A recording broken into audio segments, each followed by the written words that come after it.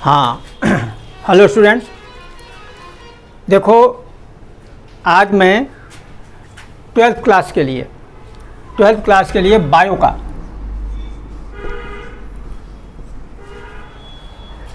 वही चैप्टर जो मैंने पीछे आप लोगों को पढ़ाया था, ह्यूमन रिप्रोडक्शन या रिप्रोडक्शन इन ह्यूमन बीइंग, उसी चैप्टर का ये अगला पार्ट है। उस चैप्टर में मैंने आपको reproductive organ, male reproductive organ, female reproductive organ, इसका मैंने आपको डिटेल में बताया था। थोड़ा सा उससे आगे बढ़ते हैं, शुरुआत करते हैं।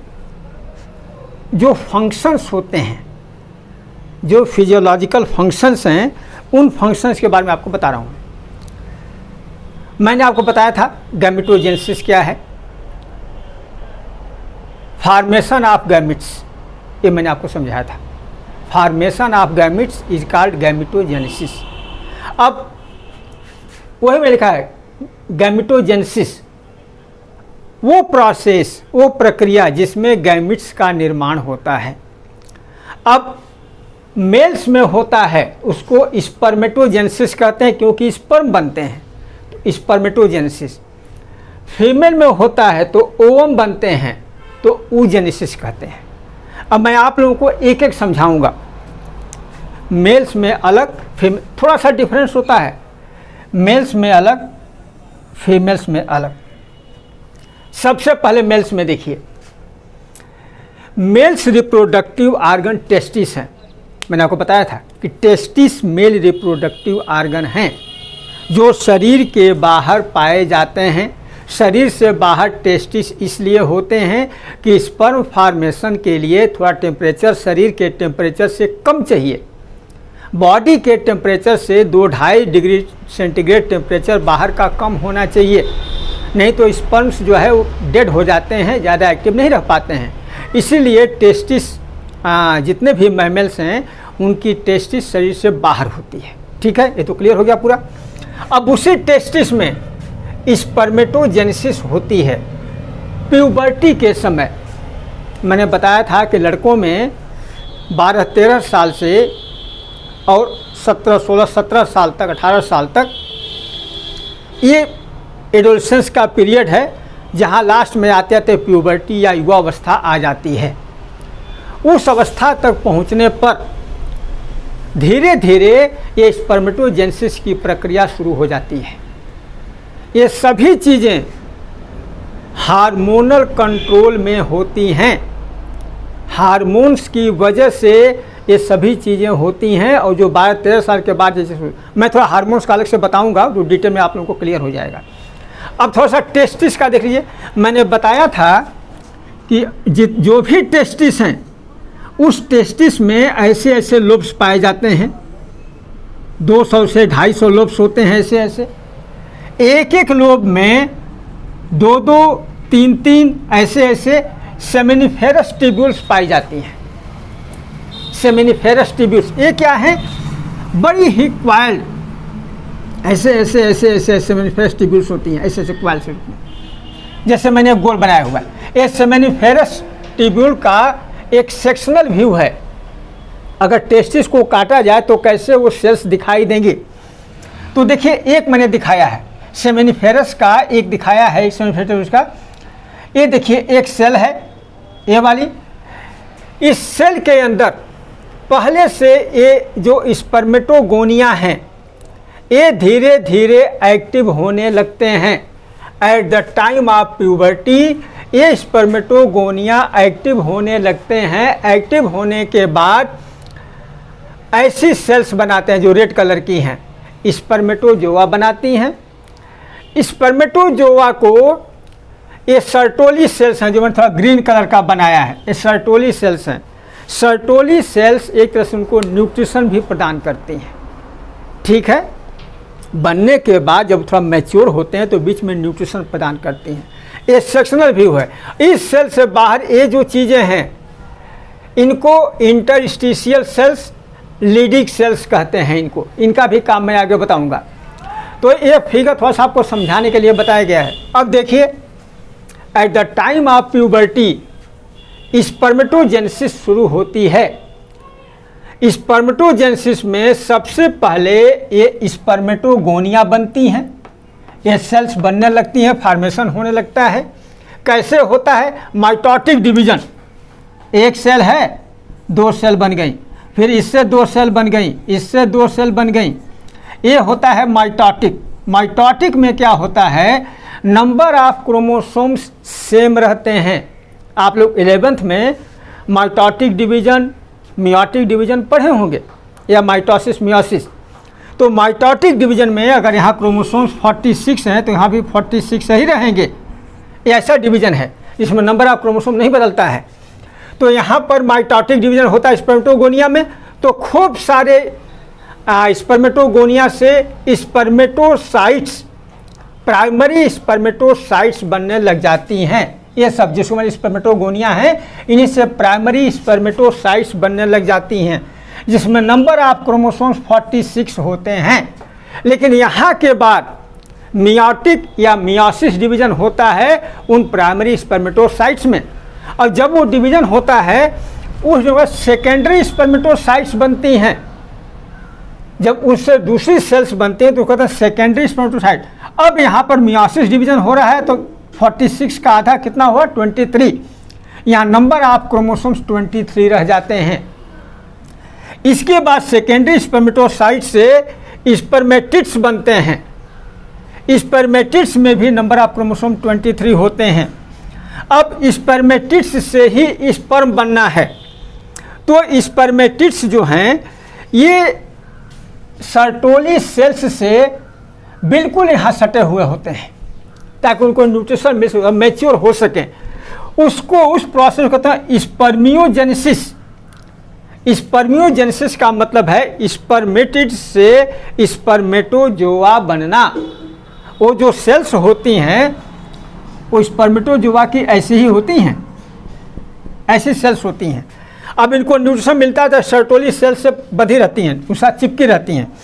लेकिन स्पर्मेटोजोआ से स्पर्म बनना, इसको कहते हैं स्पर्मिएशन। अब इससे स्पर्म, मान लीजिए ये है, इससे स्पर्म कैसे बनेगा? ये हिस्सा आगे का एक्रोसोम बन जाएगा, ये हिस्सा उसका हेड है, पूरा न्यूक्लियस, ये थोड़ी सी नेक और ये पार्ट बन गया। इसके बाद यहाँ टेल बन गई, टेल, ये बीच वाला पार्ट, नेक, हेड, एक्रोसोम। अब ये एक कंप्लीट स्पर्म बन गया, स्पर्म फॉर्मेशन हो गया। तो इतने सारे प्रोसेस होते हैं तब जाके स्पर्म बनता है। ये जो मैं रेड कलर का दिखा रहा हूँ ये स्पर्म्स हैं। अब इन सेल से स्पर्म्स बनने में इतने सारे प्रोसेस आते हैं। अब थोड़ा सा आप लोग इसका देख लो, oogenesis, इसको मिटा देता हूँ, थोड़ा सा oogenesis का देख लो। oogenesis जो है थोड़ा सा इससे अलग है। मेल्स में क्या होता है, पुरुषों में क्या होता है कि प्यूबर्टी के बाद स्पर्मेटोजेनेसिस वगैरह शुरू होती है। लेकिन लेडीज़ में, लड़कियों में क्या होता है, थोड़ा सा इससे डिफरेंट होता है। एम्ब्रियोनिक डेवलपमेंट के समय जब लड़की पैदा नहीं हुई होती है, जब उसका एम्ब्रियोनिक डेवलपमेंट, भ्रूणीय विकास होता है, अंदर ही गर्भाशय के अंदर यूट्रस में जब उसका विकास होता रहता है, उसी से मतलब जन्म से पहले ही उसके अंदर oogenesis की प्रोसेस शुरू हो जाती है। oogenesis में कि वो एम्ब्रियोनिक डेवलपमेंट के समय oogenesis होती है तो उसमें oogonia बनती हैं। यहाँ भी माइटोटिक डिवीजन होता है तो oogonia बनती हैं। oogonia कहते हैं गैमीट मदर सेल या oogonia, एक को oogoनियम कहेंगे, बहुवचन में है oogonia। अब यहाँ से मियोसिस फर्स्ट डिवीजन, देखिए बच्ची के पैदा होने से पहले ही मियोसिस हो जाता है उस सेल में। मियोसिस फर्स्ट, प्रोफेज फर्स्ट अवस्था आती है तो वहाँ प्राइमरी oocyte बनते हैं, प्राइमरी oocyte बन जाते हैं। यहाँ तक की अवस्था जो है वो पैदा होने से पहले की है। पैदा होने के बाद जब बच्ची का बर्थ होता है, उसके बाद जब उसकी युवावस्था आती है, फ्रॉम बर्थ टू प्यूबर्टी, और देखिए यहाँ पर इनकी संख्या कई लाख होती है। ये जो प्राइमरी oocyte हैं, इनकी संख्या मिलियंस में होती है, मिलियंस में होते हैं, कई लाख होती है एक एक ओवरी में। 2 ओवरी होती है ना, एक एक ओवरी में लाखों की संख्या होती है। लेकिन बच्ची के पैदा होने के बाद उसकी प्यूबर्टी, युवावस्था तक बहुत सारी प्राइमरी oocyte जनरेट हो जाती हैं। From birth to puberty maximum follicle degenerates only 60,000 to 80,000 left. एक ओवरी में 60,000 से 80,000 तक प्राइमरी फॉलिकल बची रहती है। ठीक है, युवावस्था तक लगभग 11-12 साल से जो शुरू होती है प्यूबर्टी, और 14, 15, 16 साल तक जो भी मान लें, उस समय तक इतनी बची रहती है एक एक ओवरी में। अब इसका मतलब है कि इसमें तो इतने सारे अंडे बनने चाहिए, इतने सारे वो बने, लेकिन ऐसा नहीं है। मैं आगे समझाता हूँ भी, इतने ही लेफ्ट बच जाती हैं। अब इसके बाद जब डिवीज़न होता है तो सेकेंडरी फॉलिकल, इसके बाद सेकेंडरी फॉलिकल बनती हैं। देखो मैं थोड़ा सा फिगर बना के भी समझाऊंगा। सेकेंडरी फॉलिकल के बाद फिर डिवीज़न होता है तो लार्ज सेकेंडरी oocyte बनता है, एक फर्स्ट पोलर बॉडी बनती है, और उसके बाद टर्शियरी फॉलिकल बनता है।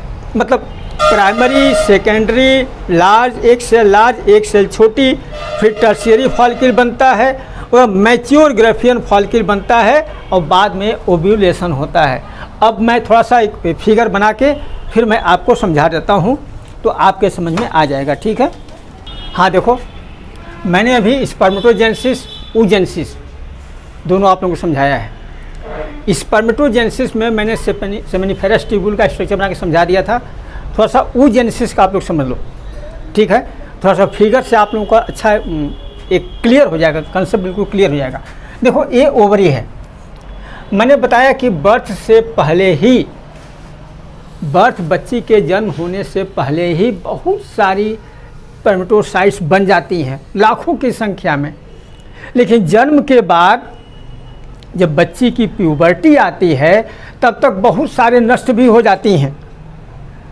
जो प्राइमरी फॉलिकल्स हैं वो बहुत सारी नष्ट हो जाती हैं।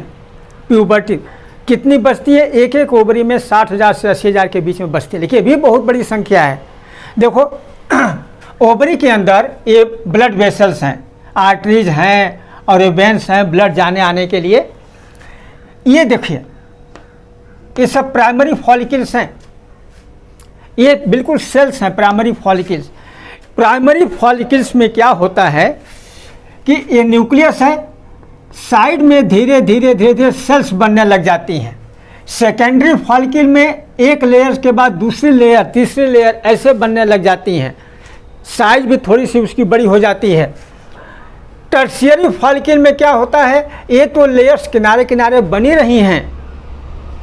सेकेंडरी फॉलिकल के बाद टर्शियरी फॉलिकल में ये लेयर्स तो किनारे किनारे बनी रही हैं, बीच में गैप बन जाता है। ये पूरा का पूरा गैप, इसमें लिक्विड भरा होता है, वो गैप बन जाता है।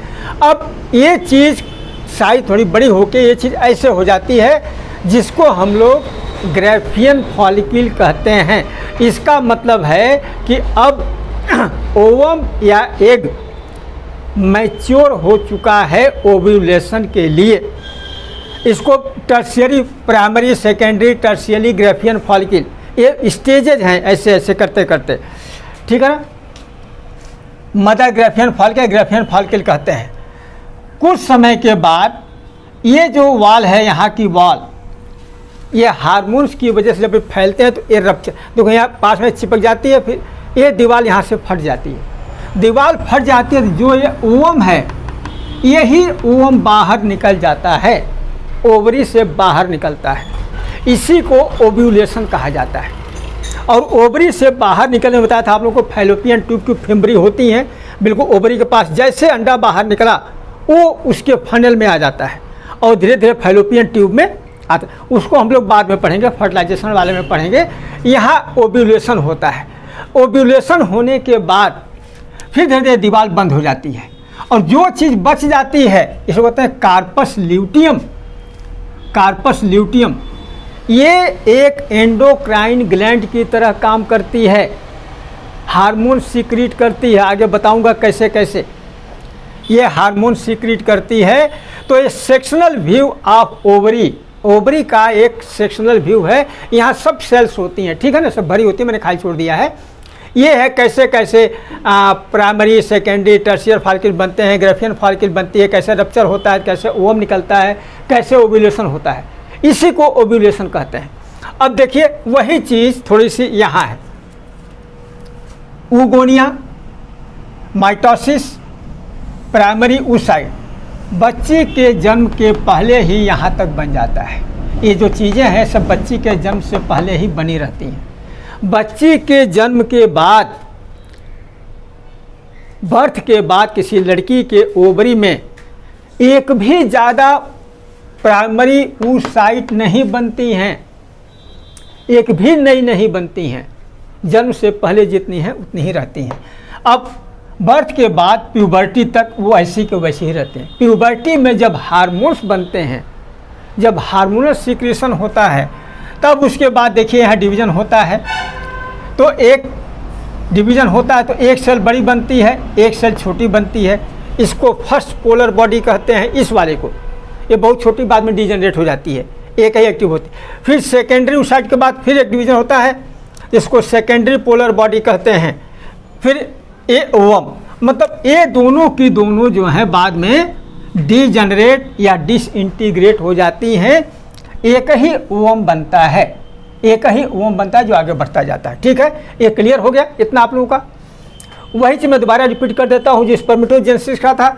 देखो ए स्पर्मेटोगोनिया है, इसमें माइटोसिस डिवीजन हुआ 1 से 2, फिर 1 से 2 2, तो इन सब में क्रोमोसोम्स की संख्या 24 है।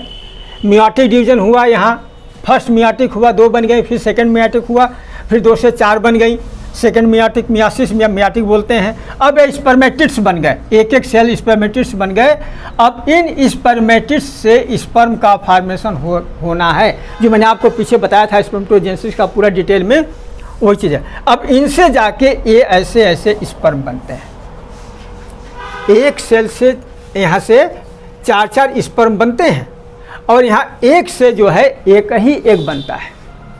ठीक है, अब देखिए इसके बाद मैं आप लोगों को थोड़ा सा और समझाता हूँ आगे, थोड़ा इसको मिटा देता हूँ। अब देखिए थोड़ा सा हार्मोनल सिस्टम का मैं बताऊँगा आपको। तो मिट गया, चलिए थोड़ा सा इसको भी समझाता हूँ। स्पर्म्स का स्ट्रक्चर मैं आपको समझाता हूँ। देखिए थोड़ा सा इरेज हो गया ये, फिर से कर देता हूँ जल्दी से। देखिए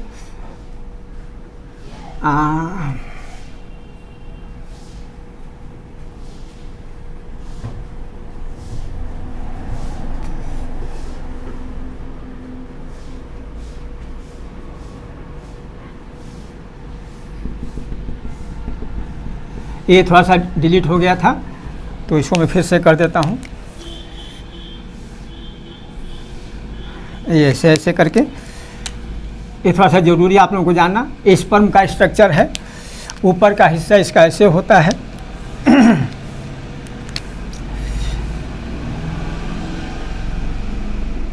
और इसके ऊपर से चारों ओर से प्लाज्मा मेम्ब्रेन होती है।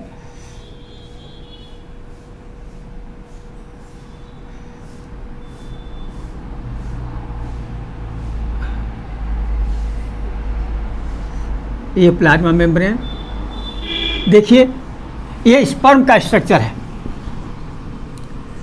ये इसका, ये पूरा का पूरा हिस्सा इसका हेड है। ये एक्रोसोम,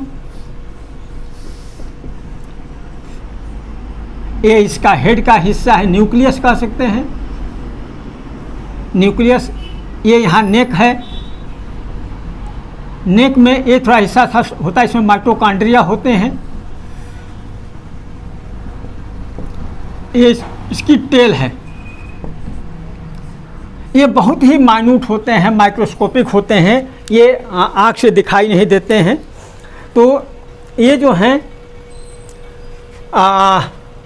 ये जो इसमें क्रोमोसोम्स हैं यही मेन हैं। एक्रोसोम जब अंडे से मिलता है यहाँ एक से, तो इसमें जो चीज़ रहती है उसकी थोड़ा सा इसको गला देता है। गलाने के बाद ये न्यूक्लियस, इसके न्यूक्लियस से जाके ये मिल जाता है, वही फर्टिलाइजेशन है ये स्पर्म का। यहाँ माइटोकॉन्ड्रिया होते हैं। माइटोकॉन्ड्रिया इसको और इसकी टेल इसको मूवमेंट में, स्पर्म्स को मूवमेंट में हेल्प करते हैं, इसकी सहायता करते हैं, क्योंकि स्पर्म्स को यूटेरस से होकर फैलोपियन ट्यूब में जाना है। तो वो स्पर्म फ्लोट करते हुए, तैरते हुए, तो उनमें एनर्जी प्रदान करने के लिए माइटोकॉन्ड्रिया होते हैं और टेल होती है, इससे तैरते हुए जाते हैं। ठीक है, अब मैं इसके आगे थोड़ा सा आप लोगों को बताता हूँ हार्मोनल सिस्टम का।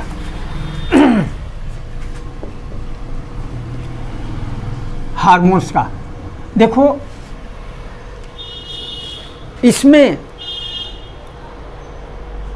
चाहे स्पर्म फार्मेशन हो चाहे एग फार्मेशन हो, सभी चीज़ें हार्मोनल कंट्रोल में होती हैं। बिना हार्मोन्स के कुछ भी नहीं हो सकता। यहाँ तक कि प्यूबर्टी के समय सेकेंडरी सेक्सुअल कैरेक्टर भी डेवलप नहीं होते हैं। सबसे पहले तो गोनेडोट्रोपिन रिलीजिंग हार्मोन बनता है। गोनेडोट्रोपिन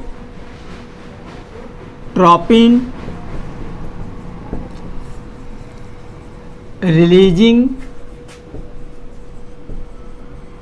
हार्मोन बनता है। गोनेडोट्रोपिन रिलीजिंग हार्मोन बनता है। इसको शार्ट में कहते हैं GnRH। ये हार्मोन कहाँ बनता है? हम लोग की ब्रेन में जो हाइपोथैलेमस है,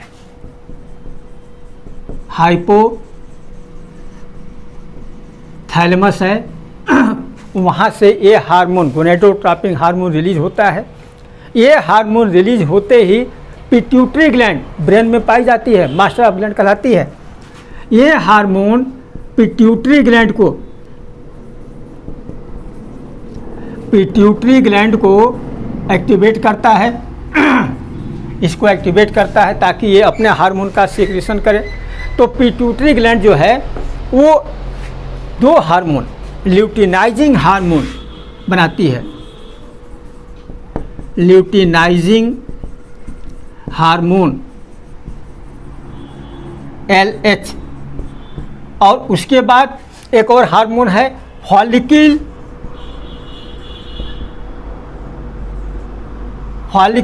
स्टिमुलेटिंग हार्मोन,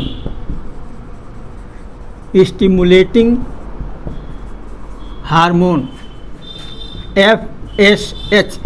ये दो तरह के हार्मोन ये पिट्यूटरी ग्लैंड जो है रिलीज करती है, सीक्रेट करती है। अब देखिए, ये जो दोनों हार्मोन हैं, इन हार्मोन्स का बड़ा भारी इसका महत्व है। जो ल्यूटिनाइजिंग हार्मोन है, ये हार्मोन क्या करता है? जो टेस्टिस के अंदर लीडिंग सेल्स हैं, LEYDIG, लीडिंग सेल्स, आप लोग टेस्टिस का स्ट्रक्चर देखना, वहाँ दिखाई देगा। जो लीडिंग सेल्स हैं, ये हार्मोन उस सेल्स को जाके एक्टिवेट करती हैं, उस पर काम करती हैं। तो वहाँ से टेस्टिस के अंदर लीडिंग सेल से एंड्रोजेंस हार्मोन निकलते हैं। थोड़ा सा नीचे वाला मिटा दूँ, अच्छा यही कर देता हूँ। ये यहाँ से आते हैं, तो ये काम करते हैं, ये जो लीडिंग सेल्स है ये एंड्रोजेंस निकालती हैं, एंड्रोजेंस हार्मोन सीक्रेट करती हैं। और एंड्रोजेंस हार्मोन जब बनता है तभी स्पर्मेटोजेनेसिस होती है। स्पर्मेटोजेनेसिस जो आप लोग स्पर्म फार्मेशन का पूरा पढ़े हो, फिर से देख लो कहाँ कहाँ से। गोनेडोट्रोपिन रिलीजिंग हार्मोन हाइपोथैलेमस से रिलीज होता है, ब्रेन के अंदर ही पिट्यूटरी ग्लैंड को एक्टिवेट करता है। तो पिट्यूटरी ग्लैंड ल्यूटिनाइजिंग हार्मोन और फॉलिकल स्टिमुलेटिंग हार्मोन बनाता है, रिलीज करता है। ल्यूटिनाइजिंग हार्मोन लीडिंग सेल्स को टेस्टिस में जाके एक्टिवेट करता है, तो वहाँ से एंड्रोजेंस हार्मोन बनते हैं।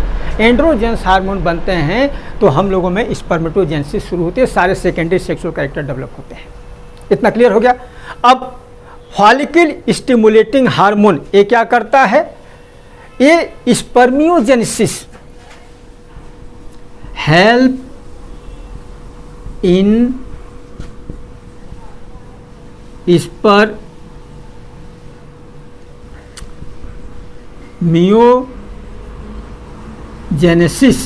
स्पर्मियोजेनेसिस में हेल्प करता है। मैंने बताया था स्पर्मियोजेनेसिस क्या है। तो स्पर्मियोजेनेसिस स्पर्म सेल का बनना, एक तो स्पर्मियोसिस है वो अलग हो गई। स्पर्मियोजेनेसिस जो है स्पर्मेटोसेल से स्पर्मेटोजुआ से ये बनना, इसका ये होती है स्पर्मियोजेनेसिस। तो इसमें FSH फॉलिकल स्टिमुलेटिंग हार्मोन ये काम करता है, ठीक है। इस तरह से स्पर्मेटोजेनेसिस में ये इतने सारे हार्मोन काम करते हैं। अब थोड़ा सा आप लोग आ जाओ मेंस्ट्रुएशन साइकिल पर, वो थोड़ा सा बता दें आप लोगों को। फीमेल्स में मेंस्ट्रुएशन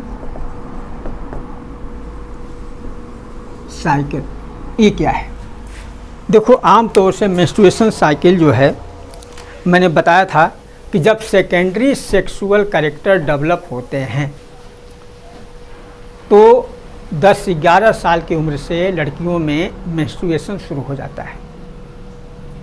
आमतौर से जितने प्राइमेट्स हैं, मंकीज़, एप्स, ह्यूमन बीइंग, इन लोगों में ये साइकिल मंथली चलती है, हर मंथ चलती है, हर महीने चलती रहती है, ठीक है। अब ये साइकिल होती क्या है? मैंने आप लोगों को बताया था कि एक ओवरी से हर महीने एक अंडा बनता है। वो अंडा जब ओव्यूलेशन से वहाँ से निकलता है ओवरी से, फैलोपियन ट्यूब से होते हुए यूटेरस में आके उसकी दीवार से मिल जाता है। अगर अंडा फर्टिलाइज हो गया तब तो उससे बच्चे का विकास होता है, एम्ब्रियो का डेवलपमेंट होता है। अगर अंडा फर्टिलाइज नहीं है, फर्टिलाइजेशन नहीं हुआ है, तो वो अंडा डीजेनरेट होने लग जाता है। अंडे के साथ साथ जो ओवरी की एंडोमेट्रियम की जो दीवार है, ये जो एंडोमेट्रियम की दीवार है जिसमें ब्लड की सप्लाई खूब ज़्यादा होती है, ये भी धीरे धीरे कट कट के गिरने लग जाती है, ठीक है ना। अब ये जो चीज़ें गिरती हैं, ब्लड वेसल्स, कुछ ब्लड, और ये जो एंडोमेट्रियम की दीवार है, एंडोमेट्रियम, ये सब कट कट के धीरे धीरे गिरता है। और ये जो सिक्रीशन है आमतौर से 2 से 5 दिन का होता है, 2 to 5 डेज।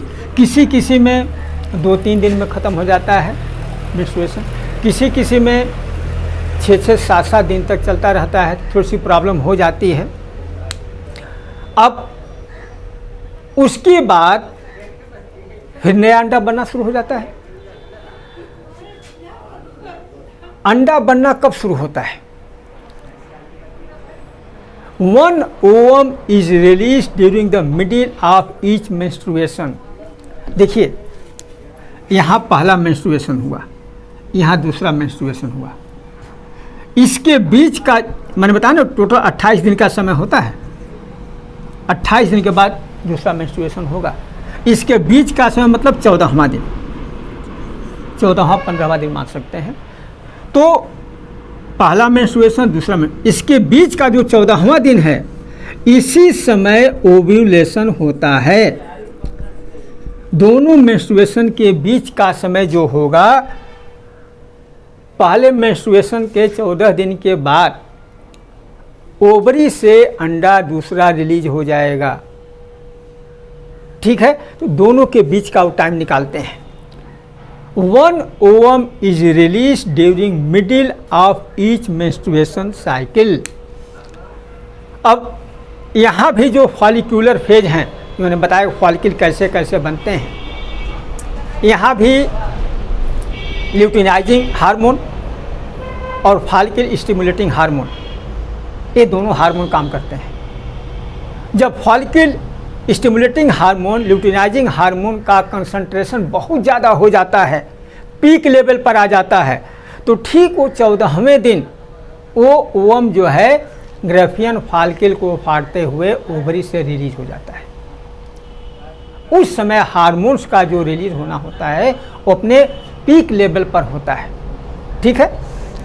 अब ये जो ल्यूटिनाइजिंग हार्मोन और फॉलिकल स्टिमुलेटिंग हार्मोन ये फॉलिकुलर डेवलपमेंट को बढ़ावा देते हैं और इनमें एस्ट्रोजन, उसमें एंड्रोजन, इसमें एस्ट्रोजन,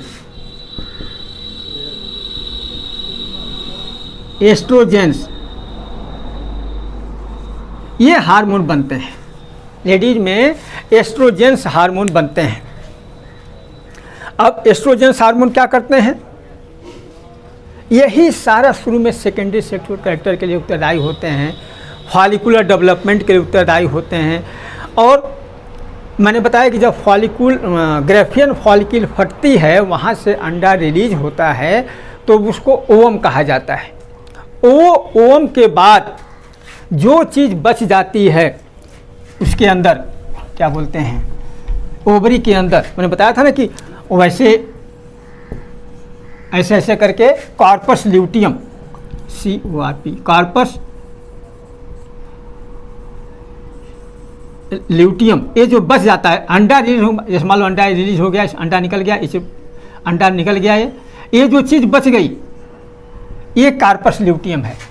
अब बची हुई कार्पस ल्यूटियम ये एज ए एंडोक्राइन ग्लैंड काम करती है, अंतःस्रावी ग्रंथि की तरह काम करती है। ये हार्मोन निकालती है, उस हार्मोन का नाम है प्रोजेस्टेरॉन। प्रोजेस्टेरॉन। अब ये हार्मोन क्या करता है? मैंने बताया कि जब मेंस्ट्रुएशन शुरू होता है तो यूटेरस की इंडोमेट्रियम बिल्कुल कट कट के गिरने लग जाती है। अब दोबारा रिपेयर कैसे होगी? ये प्रोजेस्टेरॉन हार्मोन फिर उसको स्टिमुलेट करता है, वो जो इंडोमेट्रियम की दीवार फिर से रिपेयर हो जाती है, उसमें ब्लड की सप्लाई फिर से हो जाती है, ताकि जो अंडा ओव्यूलेशन के बाद फैलोपियन ट्यूब से जा रहा है वहाँ जाके इम्प्लांट हो सके, उसको सही जगह मिल सके, ब्लड की सप्लाई मिल सके, फिर वहाँ पहुँचता है। तो प्रोजेस्टेरॉन हार्मोन उस यूटेरस को फिर से तैयार कर देता है इम्प्लांटेशन के लिए। और देखो, जो सबसे पहली बार जो लड़कियों में मेंस्ट्रुएशन होता है उसको मीनार्क कहा जाता है। First menstruation appear, menarche,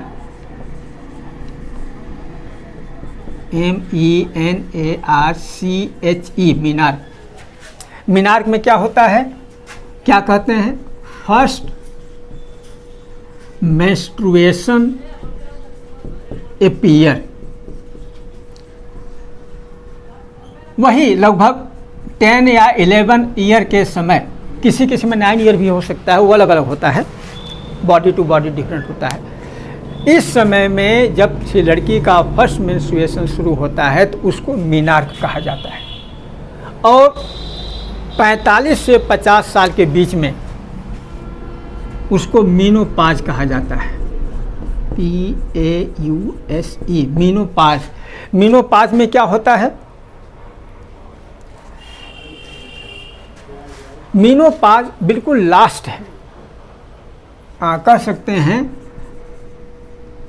last menstruation. इस उम्र तक आते आते आमतौर से लेडीज में मेंस्ट्रुएशन स्टॉप हो जाता है, बंद हो जाता है। मेंस्ट्रुएशन बंद होने का मतलब कि अंडे नहीं बन रहे हैं, ओव्यूलेशन नहीं हो रहा है, फिर उनके बच्चे नहीं हो सकते हैं। तो ये मीनार्क, मीनोपाज, यहाँ तक का मैंने आप लोगों को कंप्लीट पढ़ा दिया है। अगर आप लोग 10th क्लास में बहुत अच्छी तरह से नहीं पढ़े होंगे तो आप लोग इस वीडियो को कई बार देखना, तब जाके आपके फंडामेंटल कुछ क्लियर होंगे। मैं स्पष्ट बता रहा हूँ। अगर आप लोग हाई स्कूल में नहीं पढ़े हैं और सीधे 12 में पढ़ना चाहेंगे तो आप लोग के फंडामेंटल तुरंत क्लियर नहीं हो पाएंगे। पहला वीडियो, दूसरा वीडियो भी आगे और वीडियो जाएंगे, तो इसको आप लोग बड़े ध्यान से देखना, कई बार देखना। फिर जहाँ प्रॉब्लम वहाँ हेल्प लेना किताब की। और भी नहीं समझ में आए तो आप लोग कमेंट बॉक्स में मुझे कमेंट कर देना। अपने जो बच्चे जान पहचान वाले हैं, जो स्कूल वाले हैं, वो फ़ोन करके भी पता कर सकते हैं, उनके पास फ़ोन नंबर हैं। ठीक है, वीडियो को लाइक और सब्सक्राइब जरूर करना, ताकि अगर आप लोग ज़्यादा सब्सक्राइब करेंगे तो वीडियो ज़्यादा लोग देखना चाहेंगे। मैं चाहता हूं कि अधिक से अधिक लोगों को ये जानकारी मिले। ठीक है, आज के वीडियो में इतना ही। Thank you everyone.